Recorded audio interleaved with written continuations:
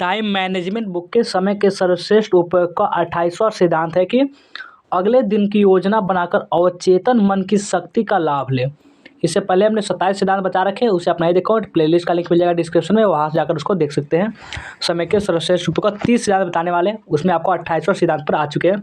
अब चलिए अगले दिन की योजना बनाकर अवचेतन मन की शक्ति का लाभ लें, इसके बारे में पढ़ते हैं। पूरा वीडियो इसी के बारे में होने वाली है। चलिए इसको देखते हैं कि आखिर इसमें कहा क्या जा रहा है।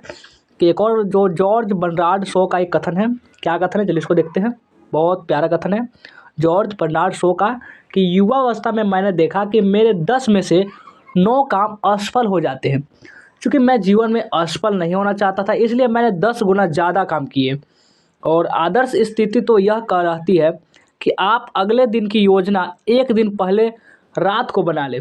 एक दिन पहले योजना बनाने का लाभ यह होता है कि आपको अवचेतन मन की शक्ति का लाभ मिल जाता है। यह साबित हो चुका है कि हमारे भीतर 2 मन हैं, एक चेतन मन और एक अवचेतन मन। चेतन मन यानी वह मस्तिष्क, चेतन मन यानी कि चेतन मन का क्या मतलब हुआ?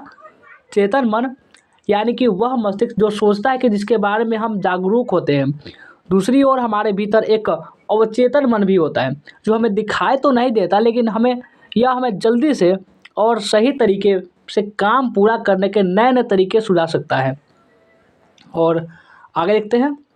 और है आपका, क्या कभी ऐसा हुआ था कि रात को आपको बहुत सोचने पर भी किसी सवाल का जवाब याद नहीं आ रहा था, लेकिन सुबह होते ही आपको अपने आप जवाब मिल गया, बिना सोचे सब कुछ सही हो गया? ऐसा आपके अवचेतन मन के कारण हुआ था। जब रात को आप और आपका चेतन मन दोनों ही सो रहे थे तो अवचेतन मन ने उस समस्या पर काम किया और सुबह होते ही जवाब आपके पेश कर दिया। यह चेतन मन के लिए मुश्किल कामों की आउटसोर्सिंग की तरह है। जो काम चेतन मन के लिए मुश्किल है उन्हें आपका अवचेतन मन चुटकियों में कर सकता है। इसलिए अवचेतन मन की शक्ति का लाभ ले और एक रात पहले ही अगले दिन की योजना बना ले, तो इसी कहा जा रहा है। और आगे देखते हैं। और यदि आप वास्तव में समय प्रबंधन करना चाहते हैं तो आपको केवल चेतन मन की ही नहीं बल्कि अवचेतन मन का भी इस्तेमाल करना होगा। यही आपको ऐसे नए नए क्या करेगा, यही आपको ऐसे नए नए तरीके सुझाएगा। चलिए आगे देखते हैं। नए नए तरीके सुझाएगा जिनकी बदौलत आप कम समय में ज़्यादा काम करने के उपाय खोजने में कामयाब होंगे। एक रात पहले योजना बनाने से यह लाभ होता है कि रात भर में आपकी कार्यसूची आपके अवचेतन मन में समा जाती है। अगले दिन आपको अपने आप सही क्रम सूझ जाता है और आप खुद ब खुद कार्यसूची के मुताबिक काम करने लगते हैं। हो सकता है कि आपको काम करने का नया तरीका भी सूझ जाए।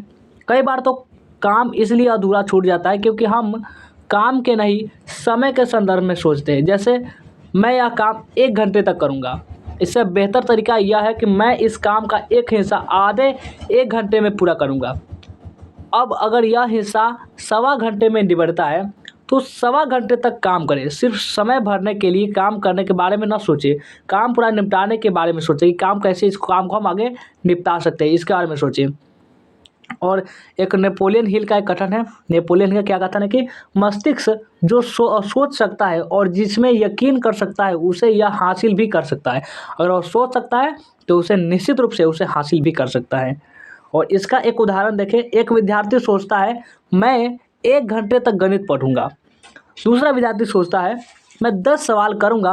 अब आप ही सोचिए किसकी प्रगति ज़्यादा होगी? जाहिर है दूसरे विद्यार्थी की, इसलिए क्योंकि उसने काम का स्पष्ट लक्ष्य बनाया था और इस तरह ये 1 घंटा तक पढ़ते रहेगा, ये सोचेगा 10 सवाल करने के लिए। और नॉल एच ग्वास्लो का एक कथन है कि सफलता का सूत्र सरल है, सही काम करें, सही तरीके से करें, सही काम पर करें। तो ये आपका सफलता का सूत्र है। और तो ये था आपका समय के सर्वश्रेष्ठ उपयोग का 28वां सिद्धांत। कैसा लगा ये सिद्धांत हमें कमेंट करके जरूर बताएंगे। वीडियो को लाइक नहीं किया हो तो लाइक कर देंगे, शेयर कर देंगे। जो भी नए बच्चे होंगे इस चैनल को सब्सक्राइब कर लेंगे। और 2 इसमें से वीडियो और आएगा टाइम मैनेजमेंट बुक के, जो समय के सर्वश्रेष्ठ उपयोग का सिद्धांत है वो। और इसके बाद आपका 30 जो समय के सर्वश्रेष्ठ उपयोग का सिद्धांत है वो आपका कंप्लीट हो जाएगा।